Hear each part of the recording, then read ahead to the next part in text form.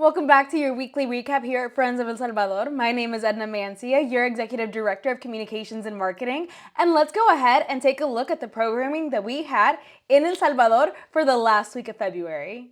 For the last week of February, we continued on that Valentine's Day theme. And on Tuesday, we were at La Comunidad El Cedral, and they were able to work on crafts, as well as on Wednesday when we went to La Comunidad Los Ranchos. They were able to make crafts for their loved ones, and they were excited to take part in this mental health art initiative.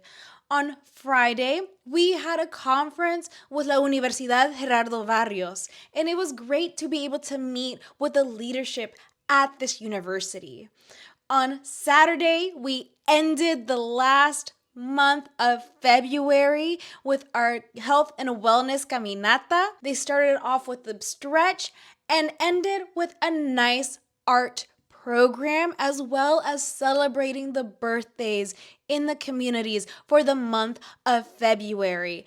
And we can't forget, on the 28th, we, as Friends of El Salvador, celebrated 3 years as an official non-profit organization. Once again, this is all possible. Thank you to your generous support. Thank you for the way that you donate, the way that you buy our merch, and how you show up to our community events. Because of you, we are able to go to El Salvador, into these communities, and implement education, capital improvement, and health and wellness initiatives, as well as expand our education to both the United States and El Salvador through our international internship program. You can always continue supporting by going to friendsofElSalvador.org/donations. And we will catch you next week for our Friends of El Salvador weekly recap.